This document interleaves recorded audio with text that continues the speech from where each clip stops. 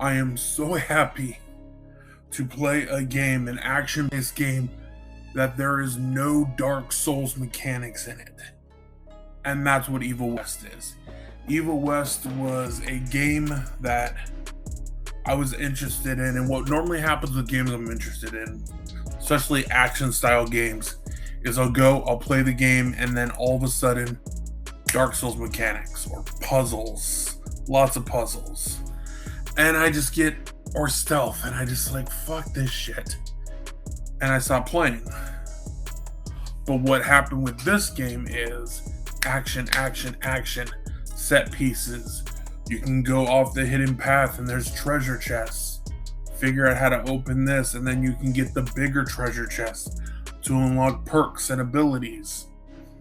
So you are a vampire hunter in a story that I really like, of like a vampire hunting organization, and you're going through and you're trying to figure out what's going on. And this is a story that there's no DLC, there's no added stuff. It's just, this is the game as it is.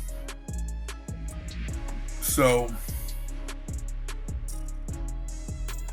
I was playing the game and I was getting so invested that I was playing for hours and hours on end in this one game. And then we go from that to the weapons. So in the game you start off with a pistol that you can use, and then you get the ability to use your gauntlet, which is like electrified. You can put points into your electric gauntlet, or you can do what I did. Now there's abilities in there to increase your health, to get more health from items, and I wish I would have learned better how to use the mechanics for the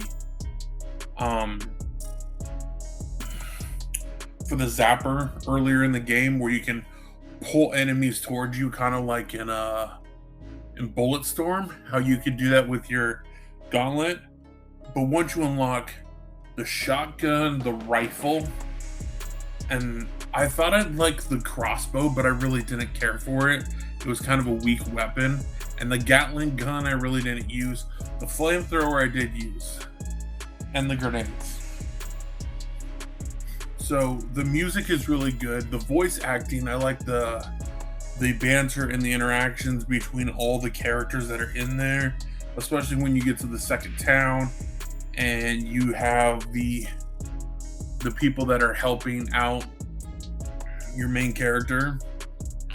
And the game is just so great. And I actually played it, completed it, and I felt so satisfied when I beat the game.